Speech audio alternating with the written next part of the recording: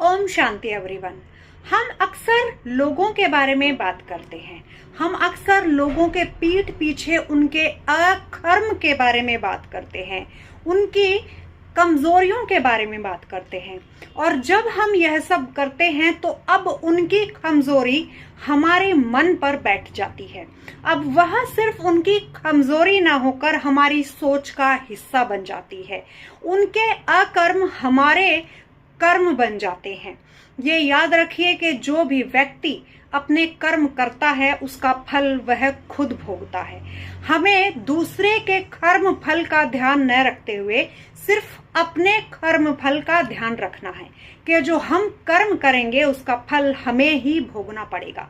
इसलिए किसी भी व्यक्ति के बारे में बात करें तो हमेशा उसकी अच्छाइयों के बारे में बात करें, हमेशा अच्छे कर्मों के बारे में बात करें। किसी भी व्यक्ति को अगर आप देखते हैं तो सिर्फ उसकी अच्छाइयों को देखें, क्योंकि जैसा हम खुद हैं हम दूसरे के बारे में वैसा ही सोचते हैं और वैसा ही देखते हैं। तो अपनी सोच, अपनी वाणी हमेशा अच्छी रखिए ताकि आपको किसी सामने वाली व्यक्ति की सिर्फ अच्छाइयां ही दिखें, उसके अच्छे गुण दिखें।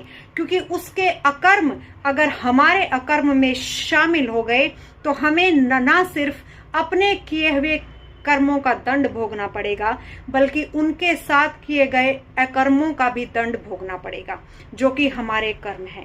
इसीलिए जिस भी व्यक्ति से आप मिले हमेशा उनकी अच्छाइयों को याद रखें ताकि उनके अच्छे गुण हमारी मन में, मस्तिष्क में बैठ जाएं और हमारे कर्म अकर्म न बने। ओम शांति।